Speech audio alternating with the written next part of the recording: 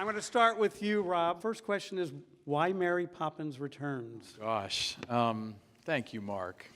And he's an extraordinary producer, can I just say that right now. You know what I thought to myself when this came our way, my way? If anybody's going to do it, I would like to do it, because it was incredibly daunting at first, of course. But at the same time, I really felt like I have that film, as many of us on this panel do, in our blood. And I wanted to be able to, in an odd way, protect the first film and treat this film with great care and love. And, you know, musicals are very difficult to do. An original musical, there's so many layers to it. But with this one, you know, creating an original musical from scratch was actually, for me, a dream. And I'd never done it before. And to be able to create it with this beautiful company was exactly what I was hoping for. And I have to say, the guiding message of this film about finding light in the darkness is honestly what drew me to it and kept guiding me throughout the whole process, including till this very moment, you know, when people are actually now seeing the film, because it feels so current to me that, and I'm just speaking for myself, but I feel people need this film now. And I certainly knew that I wanted to live in that world and be part of that. And sending that message out into the world now of looking for hope and light in a dark time. And that's why we set our film in the Depression era in London, the time of the books. It was really so it could feel accessible and feel like it's a story that needs to be told now. Rob, you said this is your most personal film. Why is that? It's a life choice, I guess. You have to get up and approach your life in a certain way, and to look at it from the angle, from a different point of view, which is in our film too. From the point of view of looking for the light. It's in the PL Travers books. It's about finding that childlike joy in life, which might sound trivial to some, but to me it's very profound. And I honestly was able to explore that idea in making this film. It was incredibly hard work, probably the hardest work I've ever had to do on a film, but at the same exact time, incredibly joyous for that very reason. Emily. So, how did this come about for you? I think you even called my agent and said something big's coming down the pipe for you, for Emily, and I got a voicemail from Rob, who is my dear friend, and we have known each other a long time. And the voicemail certainly had a sort of charged energy to it. Like, I was like, oh my God, what is it? You know, what is this project? And when he called me, you know, because he is so beautifully ceremonious and wants every moment of the process to feel special and transporting and memorable for you, that even the phone call had such a sense of ceremony to it. And he said, you know, we've been digging through the Disney archives, and, you know, and by far their most prized possession. And I was like, what is that? And I couldn't think, like, what it was, you know. And when you said Mary Poppins, I felt like the air changed in the room. It was so extraordinary, such an extraordinary, rather unparalleled moment for me, because I was filled with an instantaneous yes, but also with some trepidation, you know, all happening simultaneously in that moment, because she is so iconic. She had such a big imprint on my life and on everyone's lives. You know, people hold this character so close to their hearts. And so, you know, how do I create my version of her? What will my version of her be? Because there's no point. No one wants to see me do a sort of cheap impersonation of Julie Andrews, because no one is Julie Andrews. And so she should be preserved and treasured in her own way of what she did.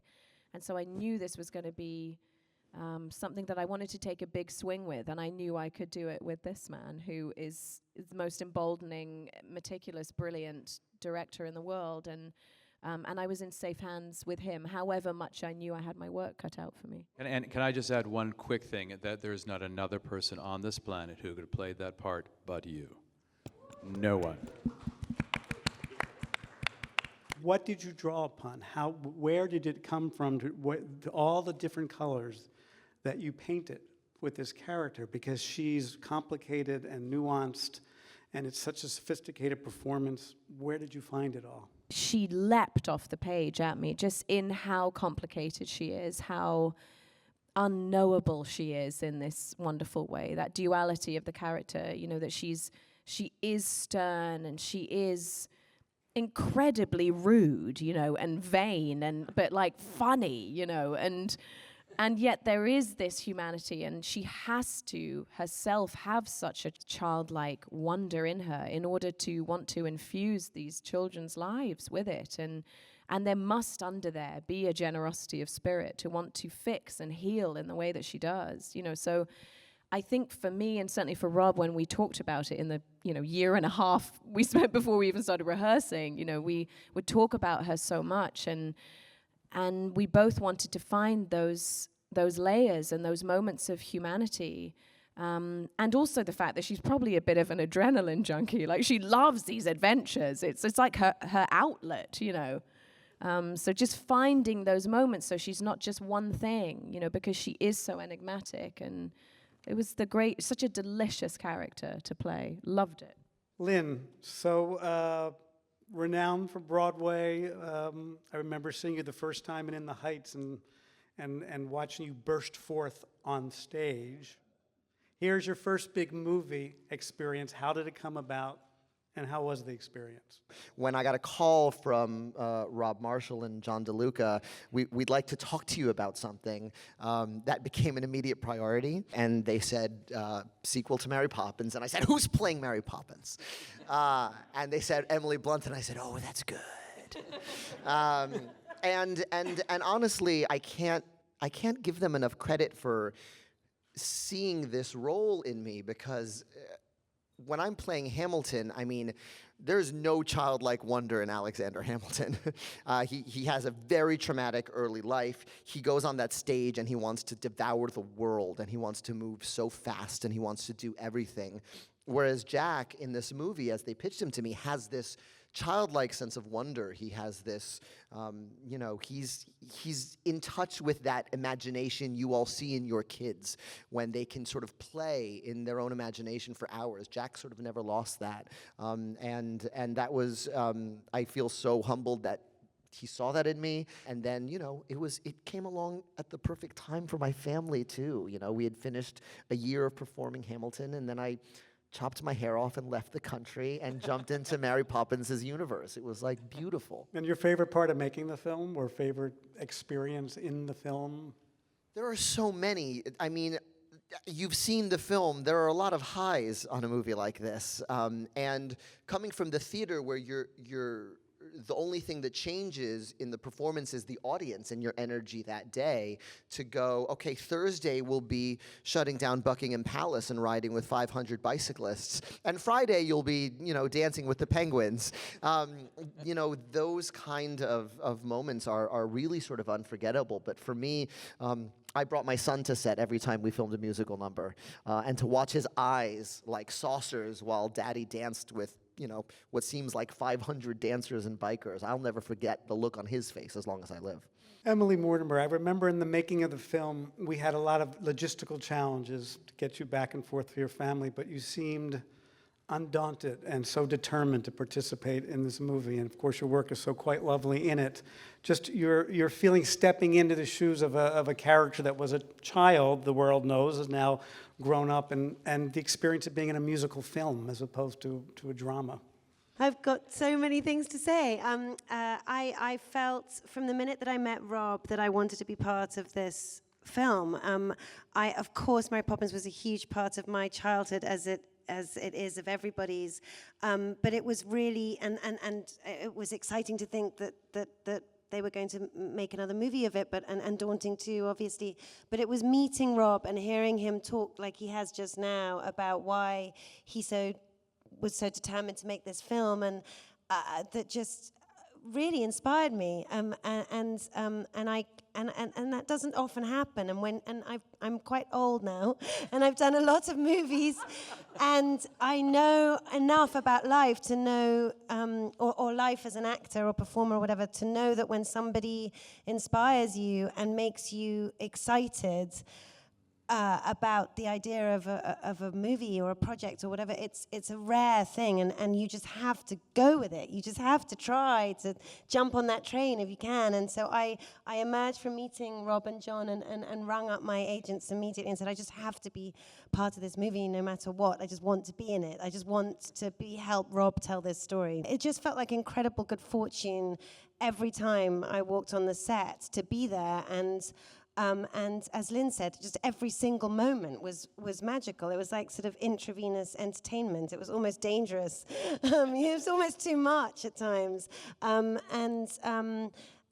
getting to know Ben and having that friendship was immediate and so sweet, and it was just the whole thing was magical and something I'll treasure forever, and I feel very lucky to have been a part of. And as to the bit about how to do this part, I don't know really.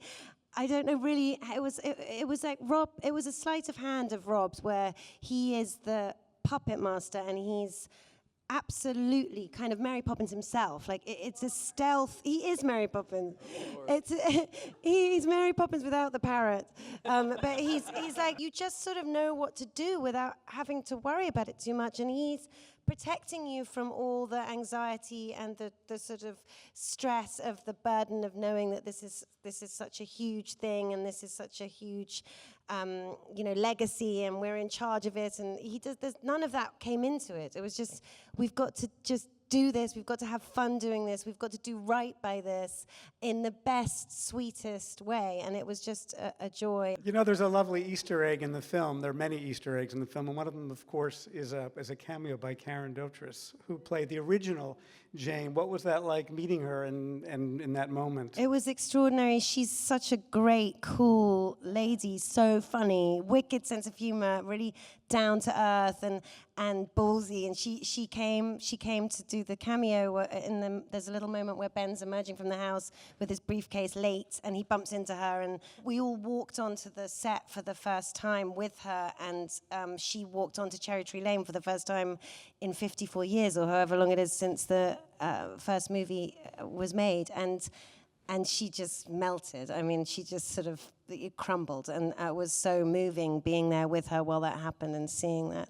We were fortunate to have a number of those kind of experiences. Just really quickly, maybe just real quick about what it was like having Dick Van Dyke and what he said and how he came onto the set. I mean, every one of us was there, and it was beyond. I don't think any of us could even breathe that day because we couldn't believe that we were touching that.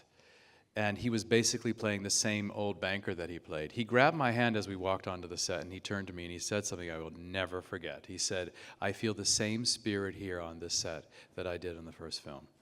And that was, that was the dream come true right there. I was so moved when my favorite moment on the set of the whole filming was when, after Dick did his monologue to the kids in the bank, we're all waiting for Rob to call cut, and because he was waiting quite a long time, and then he couldn't because of all the emotion. He was crying, and he couldn't literally say the word, and just realizing that was so touching.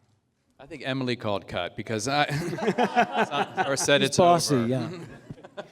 Dear Ben Whishaw, so Ben, similarly, you had you're playing a character now grown up, but sort of so iconic as a little boy with those big eyes and had such an impact on so many. Did the original film have an impact on you? And then how did you go about creating such a honest, indelible, moving portrayal of this man, single man trying to hold on to his family and his home and ultimately his childhood? I was obsessed with the film when I was a child. It was the first film I ever saw, and my dad taped it off the telly on a VHS tape, and I watched it obsessively for my whole childhood, and I used to dress up as Mary Poppins and parade up and down the street in our village.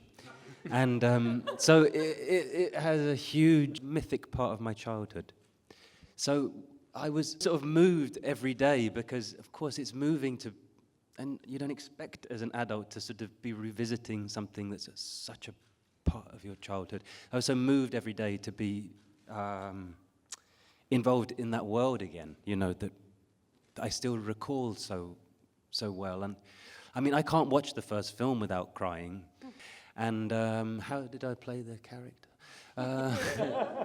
I mean, it was brilliantly written. That was the thing. I mean, it was all there, and that's what I think people never say. Is like, you just have to do it.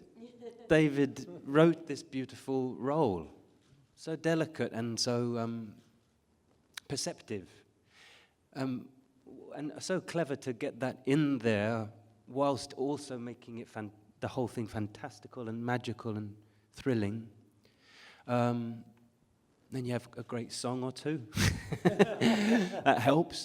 It was very instinctive. I don't know. I didn't have to think too much about. Well, it is so honest and true. And just indulge me 1 second. We've only been screening the film for about 4 weeks, but I have gotten so many unsolicited emails and phone calls from fathers and grandfathers who are so moved at the portrayal of that character, of how that character is written and how you've directed it, in his ability to be honest with his children about what he can and can't do, his emotional reality in front of his children. And it has spoken to dads in a way that I never saw it coming. And I sort of wanted to point that out and share that with you, because it's having such a it speaks so much to today, to what dads try and hopefully hold on to for their families. It's not even being a father, it's a huge part of it, but it's also just Michael's dilemma. Because I've had many people come up to me as well, Mark, and they've said to me, I am Michael.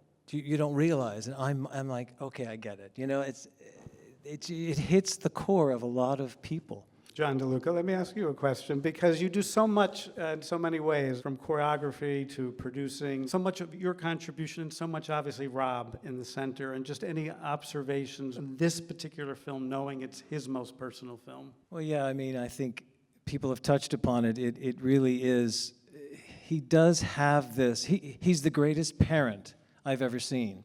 He's so unselfish in his care of people and the art of making movies, that no matter how huge the pressures are, we walk onto the set, or we walk into any area where the actors or the crew or any people working for him are, and he just has this way of turning on this positive energy that's all about them, and it's all about you. It's all about taking care and nurturing. And so Mary Poppins, I feel that this was not only the right time, but it's the right time because the right man was here to share his vision with the world. I think it's the perfect time because Rob was here to make it. Thank you, John. That was lovely. Thank you. Marc Shaiman, so composer extraordinaire, and some shoes to fill. Just why this movie for you came and how you accomplished it so beautifully. Like everyone else, it was an extremely large part of my childhood. I think it was my entire childhood was Mary Poppins. I really have no other memory of my childhood except listening to that record and reading the synopsis of the story, and the fact that I would grow up, and even as a child had the ability to write music and lyrics, and was even fascinated by the orchestrations on it. And I learned everything I could from that album. So then I grew up, and the dream came true where I got to incorporate every single thing that I ever learned from that album into real life, and got to write songs with Scott, and then got to score the movie, which is a whole other thing outside of songwriting. And it's so nice to see everyone, because it's an odd thing about scoring a movie, and I'm sure for the editor as well, and Lord knows Rob and John, but we live with your images, every frame of them. 30 frames a second. I know you also intimately. And you have to work in concert with you. And so I feel like I I've sometimes gone up to stars of movies I've scored, and they're like, "Get away from me! Who are you?" I'm like, "But I know you so well, Jack Nicholson." But to get the chance to spend the months and the year of scoring this movie and getting to work with these people and these faces and these eyes and the body language, it was just a fantasy. Scott, you wrote the lyrics with Mark, and the range of the wordplay and the lyrics, from the witty rap that you said in Music Hall for Lin to the profundity of Nothing's Gone Forever, is just such an extraordinary range. Just the challenge of accomplishing all that. My favorite part of the whole experience was the months that Rob, John, David, Mark, and I spent together in the books and carving out what the musical numbers were going to be. And I think that's probably one of the most creative times I've had in my very long time in show business. Fantastic. And lastly, but certainly with the highest regard, David, because your screenplay is so technically proficient and so complicated, but so simple in its complications, and if that makes sense. And also the voices of those characters being so true. I mean, the words for those are just really extraordinary. Just that experience, if you could. Thank you. Yeah, when we were coming up with our story, when we were building it together, first it was with Rob and John and trying to find how we were going to frame the story, and then Mark and Scott joining us, from the five of us sitting in a room together a couple of times a week and talking through where we wanted this journey to take us and how we could get to a story that would echo in some way our feeling for that original film. That was the most magical kind of collaboration time I've ever had. And it would be very easy to enter into a project like this feeling like you were walking on sacred ground, or you could fall at any moment. And the fact that Rob was doing it was the primary reason I was willing even to talk about doing it, because he's a master at musicals. And from the first day we started collaborating together, I felt like we all had each other's back, we all were protecting each other's work, and we were all telling the same story. So that's really where this all began for me. And just listening to everyone talk has been kind of moving for me, to hear the passion that everyone has for this project. I think that's what made this turn into the film that it was. I think we all understood what we wanted to create, and it's really magical to hear that passion in everyone down the line, because that's what I felt the whole time I was working on it. I really That's feel well said. I think all of us felt that in the whole journey. So thank you all. I'm going to turn it over to now some questions and do the best I can to see. And yes, please. My question is going to go out to Rob, to Mark, to our composers, our writer, producers. So I'm curious how you all determine the balance between the nods to the past while taking us forward into the future. It was the balancing act. You mind if I just jump in? It was the balancing act of the whole film and the creation of the film the entire time. That's what we were doing. I really felt that everyone who was a part of this needed to have the first film in their blood in some way, because that's what we were following. And so we were looking for that balance throughout the entire time we were working on this film.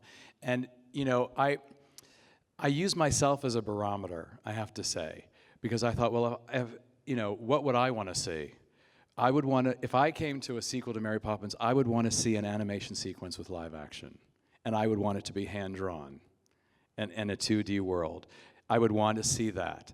I would want Cherry Tree Lane to have a curve to it, because that's the Cherry Tree Lane we all know. I would feel disappointed if it was a straight street. I mean, it was as simple as that.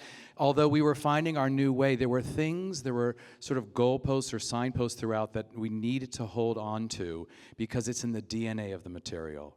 I knew there needed to be, John and I really wanted a big, huge production number that Mark and Scott wrote so beautifully, with athletic dancers, men with Mary and Jack leading the entire piece.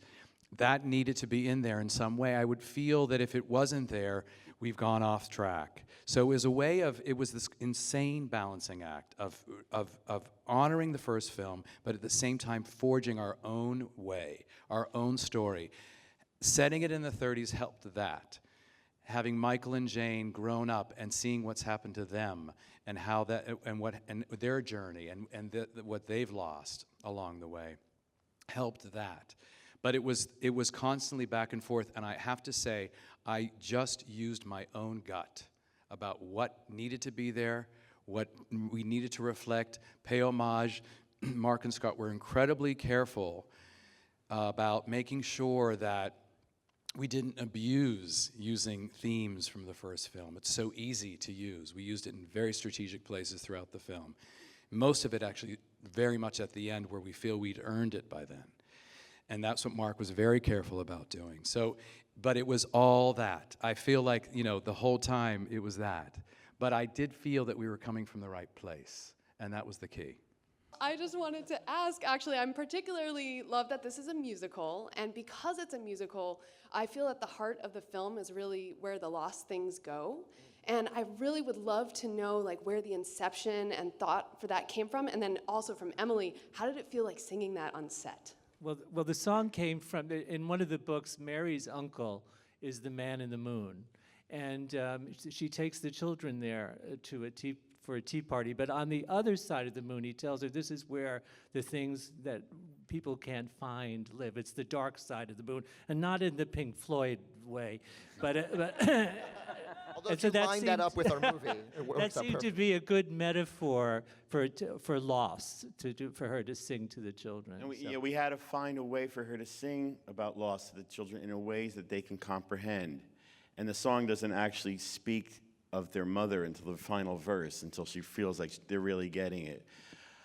And then to get to hear Emily sing it, I mean, she would come to our apartment where we have a studio, and it was just, you know, magical to hear her do it. And we got to bespoke it on her.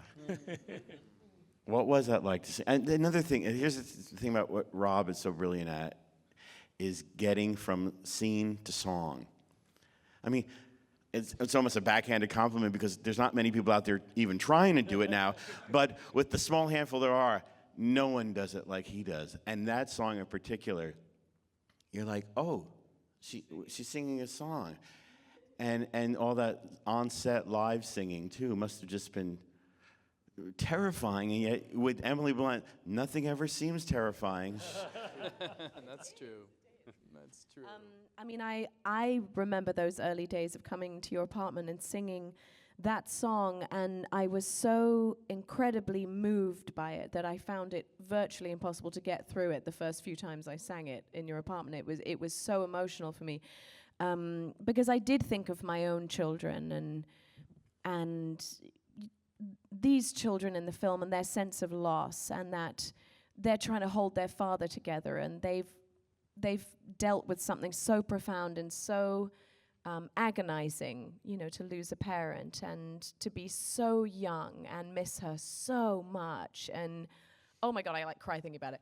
But it was just, it just moved me so much. And so on the day, it was one of my favorite days on set, and we shot that song all day, I think a couple of days, because it is that she recognizes what they need in that moment and gives it to them in this very tender way, and the song is so true, and she doesn't shy away from the fact that they've lost something, but that there's cracks of light, you know, and there's something to learn from, and the idea of loss being something that they can digest as children and not. And to walk through, you know, that you are going to walk through this loss, but that nothing's gone forever, only out of place, is just such a hopeful way to look at loss, really. Do we have time for one or two more? Yes, sir? I have to imagine there's an incredible inherent pressure playing the role of Mary Poppins. How do you balance Julie Andrews' extraordinary performance with the PL Travers version in the books while adding your own personal signature as well? I think for me, what I decided to do was even though I'd seen it as a child, was not watch the original so close to shooting our version, because I think probably because she is so beautiful and so extraordinary in it, you know, I think I would have maybe tried to. I don't know, try and accommodate in some way, you know, in some bigger way what she did, and let that sort of bleed into what I wanted to do. And so I just decided, if I'm going to do this, I'm just going to go on my gut instinct from the book, because she is rather different in all of the books, you know. And that was the decision, really, is just to, if I was going to carve out new space for myself, it was going to have to be without watching the details of what Julie did so close to shooting. I mean, I have this searing memory of Mary Poppins, but not of all of the tiny details of how she played the character. And so as soon as we wrapped, I watched the original and was just floored by it, you know, and probably relieved that I hadn't watched it, because I think I was like, oh my gosh, she's amazing, you know. And I showed my daughter it, you know. Let's take one more question, then we're going to have to wrap up. I want to go back. Yeah, sir, over there. Yeah. Well, for Rob and any of the filmmakers who can speak to it also, the visual effects of the original Mary Poppins were groundbreaking at the time. And of course, now audiences have seen everything a computer can do. So how did you want to design those sequences? Like you mentioned, you wanted an animated sequence again, so that it was retro enough to fit Mary Poppins and yet still carved new territory. I mean, I try as much as I can to do it as real as possible, and that's why I was so anxious and excited to shoot on location. I mean, Lynn drives by St. Paul's. That is St. Paul's Cathedral. And of course, in the first film, it's that beautiful Peter Ellenshaw painting.